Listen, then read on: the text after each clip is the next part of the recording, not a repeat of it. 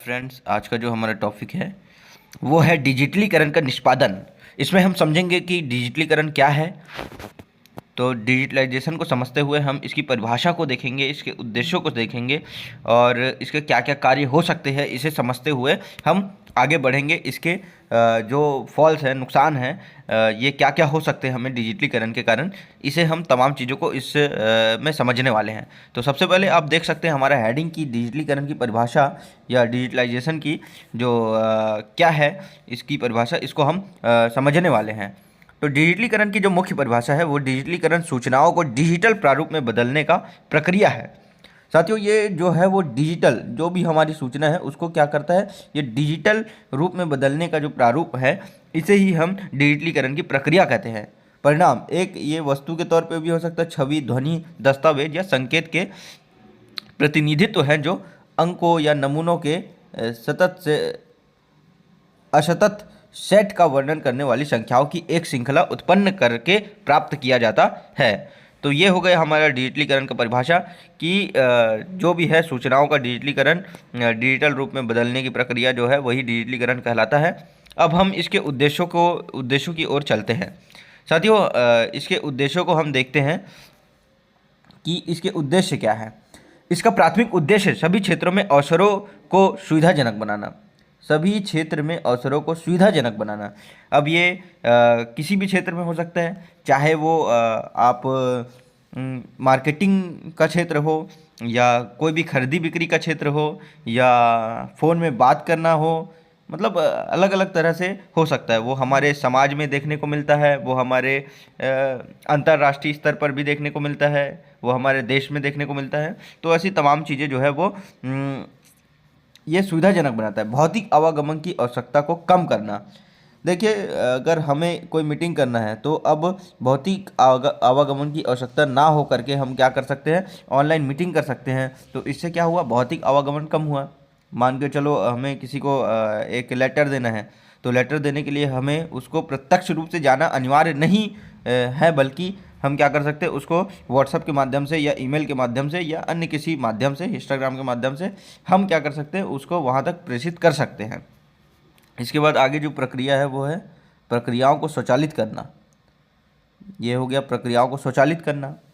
व्यावसायिक प्रक्रिया और मॉडल को बदलाव, मतलब व्यावसायिक प्रक्रिया और मॉडल में भी बहुत बदलाव आया है। एक समय ऐसा था जब हम क्या करते थे, मार्केट में जाते थे, सामान खरीदते थे। इससे क्या है, मार्केट जाना और आना ये समय का व्यय होता था। लेकिन अब क्या है, अब हम डिजिटल रूप से घर में बैठे बैठे बहुत सारे सामान को देख सकते हैं और ख़रीदी भी कर सकते हैं और वो हमें घर पहुंच सेवा भी देते हैं। तो ये जो है वो डिजिटलीकरण के मतलब इससे मार्केटिंग में सुधार हुआ है और काफ़ी जल्दी पहुंच भी हुई है। हिस्टामार्ट जैसे जो सुविधा है वो 10 मिनट में सामान पहुंचाने की गारंटी लेता है। खैर, इसके नुकसान भी है, उसे हम धीरे धीरे करके देखेंगे। उच्च शिक्षा में डिजिटल पहल।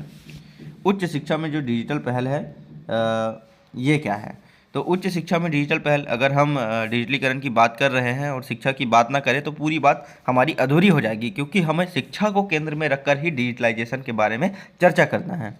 साथियों, डिजिटलीकरण का निष्पादन जो है वो कहीं ना कहीं शिक्षा को उत्तम बनाने में भी कार्यरत है। डिजिटल तकनीक और इंटरनेट क्रांति। डिजिटल तकनीक और इंटरनेट क्रांति से उच्च शिक्षा में काफ़ी बदलाव आया है, ये कोई दो राय नहीं है। उच्च शिक्षा में बहुत ज़्यादा तेज़ी से बदलाव जो आ रहा है वो डिजिटलीकरण के कारण आ रहा है। वैश्विक अवधारणा बन गई है, इसमें शिक्षण और अधिगम दोनों ही प्रभावित हुए हैं। साथियों, आज के शिक्षक को भी आप देख सकते हैं कि किस तरह से जो है वो शिक्षण का कार्य जो है वो अपने यूट्यूब के माध्यम से कर रहे हैं या पेन ड्राइव में अपना पूरा लेक्चर रिकॉर्ड करके दे रहे हैं या बेच रहे हैं। तो ये कहीं ना कहीं ये वैश्विक अवधारणा बन गई है, और कि हम किसी भी राष्ट्र के जो अलग अलग तरह के जो टीचर्स हैं उसके भी क्लासेस को हम ऑनलाइन थ्रू ले सकते हैं। वैसे ही सीखने के लिए भी बच्चा अब स्कूल की चार दीवारियों पे ना जा करके वो अपना यूट्यूब पर सीख सकता है या पीडी के माध्यम से सीख सकता है या अन्य अन्य तरीक़ों से वो सीख सकता है, टेलीविज़न के माध्यम से भी सीख सकता है। तो ये तमाम तरीके की यहाँ पे जो है वो चेंजेस हम देखते हैं उच्च शिक्षा में। जैसे कि आपने देखा होगा कि किसी स्कूल का मैंने देखा था कि वहाँ पे जो है वो एआई रोबोट द्वारा बच्चों को पढ़ाया जा रहा है। तो इस तरह की जो प्रक्रियाएं हैं वो अब होने वाली है कि अब टीचर की जगह एआई पढ़ाने वाला है। तो एआई जब पढ़ाएगा तो इसके नुकसान भी है और फ़ायदे भी है, तो दोनों ही चीज़ें इसमें मेंशन हो सकता है। साथियों, अगर हम इसके नुकसान को देखें तो नुकसान में ये हो सकता है कि टीचर्स की जो है वो कम, मतलब टीचर्स की आवश्यकता कम हो जाएगी अगर एआई रोबोट बच्चों को पढ़ाने लगे तो। साथियों, हम आगे बढ़ते हैं। शिक्षण क्षेत्र में महत्वपूर्ण जो चीज़ें हैं अब हम उसको देखते हैं। शिक्षण क्षेत्र में महत्वपूर्ण जो है वो है एक पोर्टल के बारे में आपने सुना होगा, और नहीं सुना होगा तो हम देख लेते हैं यहाँ पे कि स्वयं नामक जो पोर्टल है, स्वयं नाम का जो पोर्टल है, उस स्वयं नाम के पोर्टल में एक्चुअली होता क्या है, तो स्वयं नाम का जो पोर्टल है उसमें हम ये स्वयं एक विशाल ओपन ऑनलाइन पाठ्यक्रम की पहल है। इसमें हम जा कर के ऑनलाइन रजिस्टर कर सकते हैं और किसी भी चीज़ को हम क्या कर सकते हैं, इसमें अध्ययन कर सकते हैं। इसका अर्थ है छात्रों को स्वयं पहल के तहत शिक्षण पाठ्यक्रम ऑनलाइन उपलब्ध कराना। तो इसका जो पहल है या इसका उद्देश्य जो है उसको वो क्या है कि शिक्षण मतलब ऑनलाइन टीचिंग के लिए मटेरियल उपलब्ध कराना इसका लक्ष्य ध्येय है। ठीक है, लक्ष्य है या ध्येय है या एम है, हम ऐसे बोल सकते हैं। इसको हम इस वेबसाइट में जाकर के समझ सकते हैं साथियों। कौन सा साइट है, तो swam.government.in, इस पर हम जा सकते हैं। आप अभी भी जा कर के सर्च कर सकते हैं और इसमें कहीं ना कहीं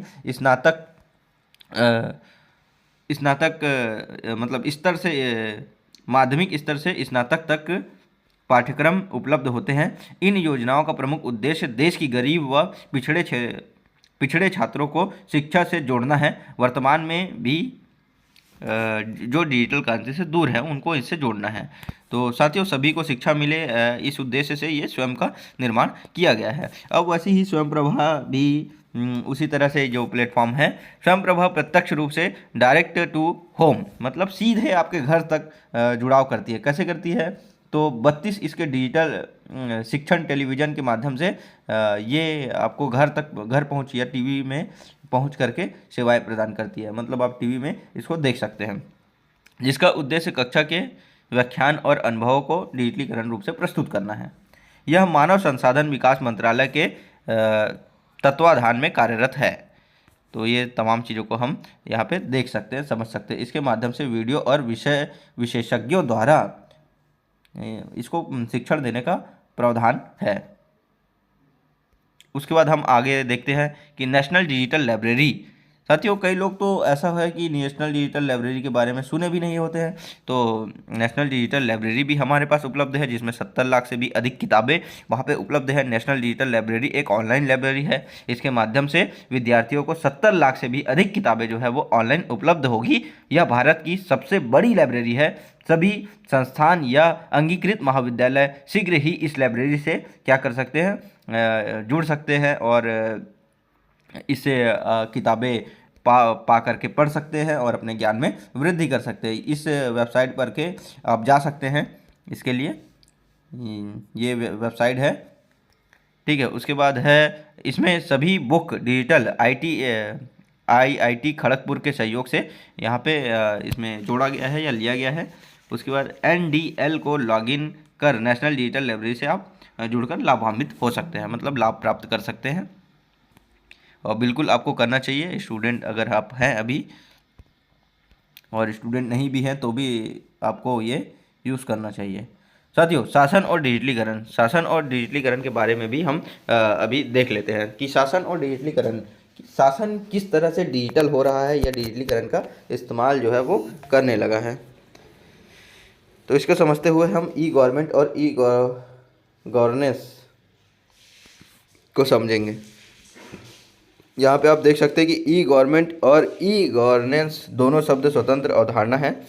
तो यहाँ पे इसके क्या क्या चीज़ें हैं जो मुख्य बिंदु, हम उसे सीधे समझते हैं। तो ये है एक सरकार से नागरिक नागरिक से सरकार, सरकार से सरकार और सरकार से व्यापारी।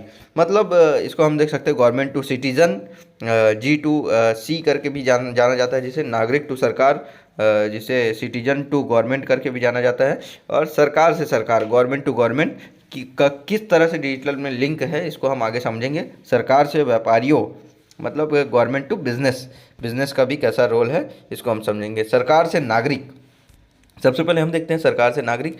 तो सरकार से नागरिक, सरकार से नागरिकों का संबंध ई शासन का एक प्रमुख पहलू है।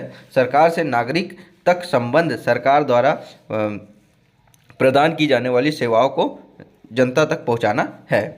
ई नागरिकता, ई नागरिकता क्या है? तो सिटीजनशिप, मतलब ई सिटीजनशिप हमें प्राप्त होता है आजकल, इसको आपने देखा ही होगा। ई परिवहन, वैसे ही परिवहन के क्षेत्र में भी ई परिवहन आजकल मिलने लगा है। ई स्वास्थ्य, स्वास्थ्य के लिए भी अगर हम एम्स जैसे बड़े हॉस्पिटल में जाएं तो हमें एक ऐप के माध्यम से अपना टिकट बुक करना रहता है, और फिर टिकट बुक करने के बाद हमें एक डेट मिलता है जिस डेट में हमें डॉक्टर से जाकर मिलना रहता है। तो ये ई स्वास्थ्य की सुविधा भी हो गई। ई शिक्षा की सुविधा तो हमें स्वयं प्रभा और स्वयं के बारे में हमने अभी अभी देखा, या डिजिटल लाइब्रेरी के बारे में देखा। ये सारी चीज़ें क्या हो जाएगी, ई शिक्षा के तहत आ जाएगी। उसके बाद है ई सहायता। ई सहायता के अंतर्गत हम देख सकते हैं कि साइबर सिक्योरिटी या बहुत सारी जो चीज़ें हैं वो तो ई सहायता ही है। या किसी भी चीज़ के लिए हमें आजकल मेल करना रहता है, चाहे वो छोटा सा नगर निगम का काम हो या देश का बड़े से बड़ा काम क्यों ना हो। तो ये इस तरह से हमें ई सहायता प्राप्त होती है। सूचना के अधिकार के तहत या अलग अलग जो वेबसाइट है गवर्नमेंट्स के, वो लोग क्या करते हैं, समय समय पे अपना रिलीज़ करते रहते हैं कि क्या सूचना हमें देना चाहिए, वहाँ से हम सहायता ले सकते हैं। तो ये तमाम चीज़ें हुई। अब नागरिक से सरकार का कैसा संबंध है, सिटीजन टू गवर्नमेंट, सिटीजन कैसे गवर्नमेंट से जुड़ा हुआ है, हम इसको देखते हैं। नागरिक से सरकार के इस संबंध में नागरिक और सरकार संचार तंत्र से जुड़े होते हैं।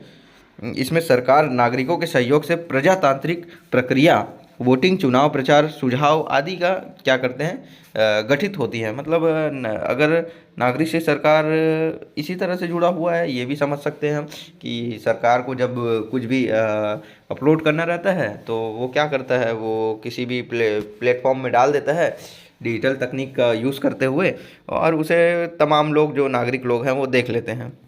और बहुत सारी चीज़ें हैं जो सरकार से, मतलब नागरिक से सरकार को जोड़ती है। वो नागरिकों के अलग अलग तरह का, अब आप एक चैनल से ही समझ सकते हैं कि कोई मीडिया चैनल है जो नागरिकों के हित के बारे में बता रहा है और वो सरकार तक वो मैसेज जा रहा है। तो ये तमाम चीज़ें हो सकती है। ई डेमोक्रेसी हो सकती है इसी के अंदर। डेमोक्रेसी की मूल अवधारणा में जनता की भागीदारी व लोकतांत्रिक, जैसे ही हमने बात किया कि डेमोक्रेसी में हम जनता का जो है वो मूल अधिकार या लोकतंत्र तरीके से सरकार निर्माण की प्रक्रिया जो है उसमें शामिल होने का भी ये प्रावधान देता है। ठीक है, उसके बाद फीडबैक भी सरकार ले सकती है। ई फीडबैक क्या है? इस फीडबैक में ICT आधारित सरकार को दिया गया सुझाव शामिल होते हैं। इसमें समूहों व पक्षों का एकत्रित होना सरकार को निर्णय लेने में विवश करता है। इसमें ICT के माध्यम से ऑनलाइन सुझाव भी सरकार को दिया जा सकता है। तो ये ऑनलाइन सुझाव भी होते हैं जिसके लिए हम सरकार को फीडबैक दे सकते हैं। ये अलग अलग हिस्सों में अलग अलग समय पे आते रहता है, तो इसको हमें ध्यान रखना चाहिए। अब हम देखते हैं तीसरा जो पॉइंट है हमारे पास, तीसरा पॉइंट जो बच गया हमारा, वो क्या है?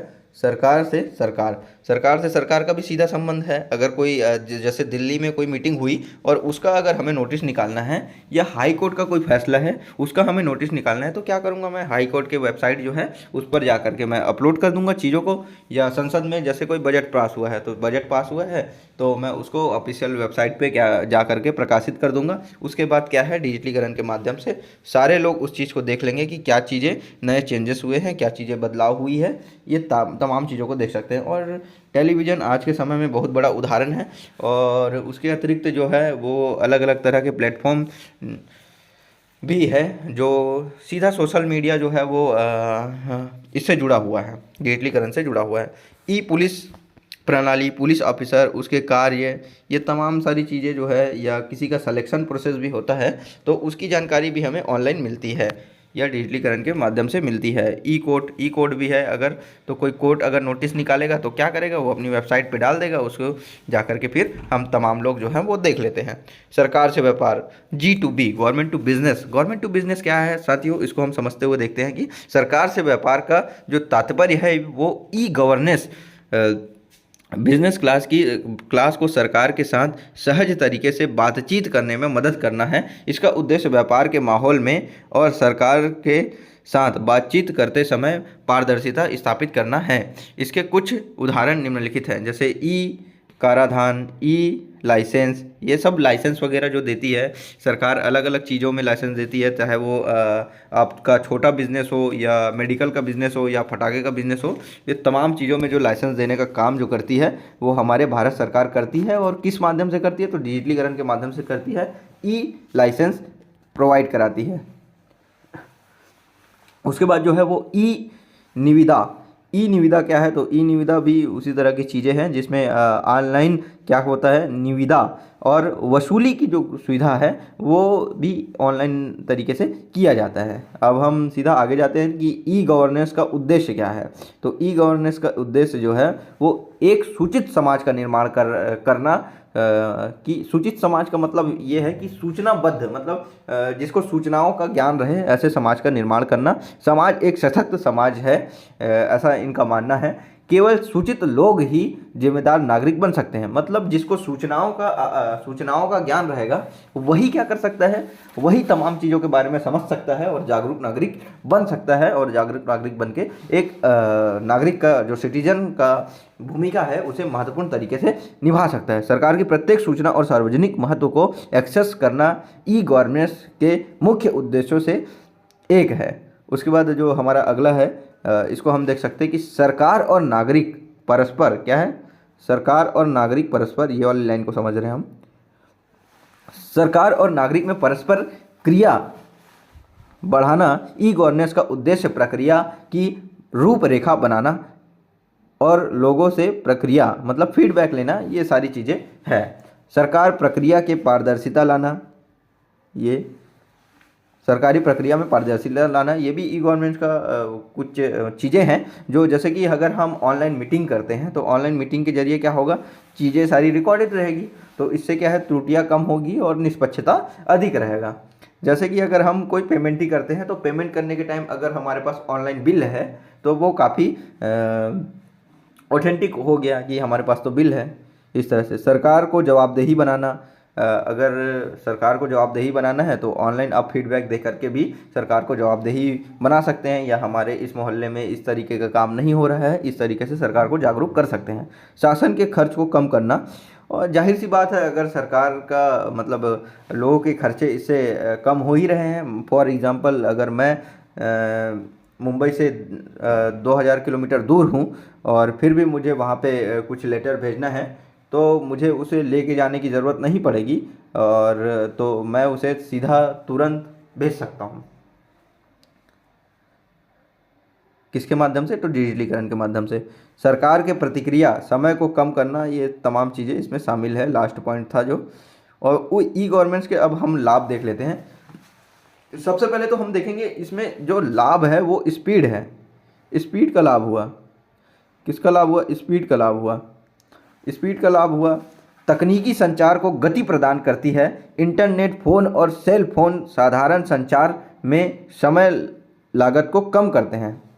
अभी अभी हमने जिसका उदाहरण दिया कि इंटरनेट जो है वो फ़ोन के ज़रिए, लैपटॉप के ज़रिए हम किसी भी चीज़ को आसानी से और कम समय में कर पाते हैं। जैसे फ़ोन में ही किसी को सूचना दे दिए, और जाके सूचना देने में और फ़ोन में सूचना देने में काफ़ी अंतर है। जाने में हमें फिजिकल एक्टिविटीज़ होगी, और जैसे मैं घर से निकलता हूँ और 10 किलोमीटर भी जाता हूँ तो पेट्रोल के भी खर्चे होंगे, प्लस मुझे जाना पड़ेगा, प्लस और अलग अलग तरह की खतरे हो सकते हैं, ट्रैफिक हो सकते हैं।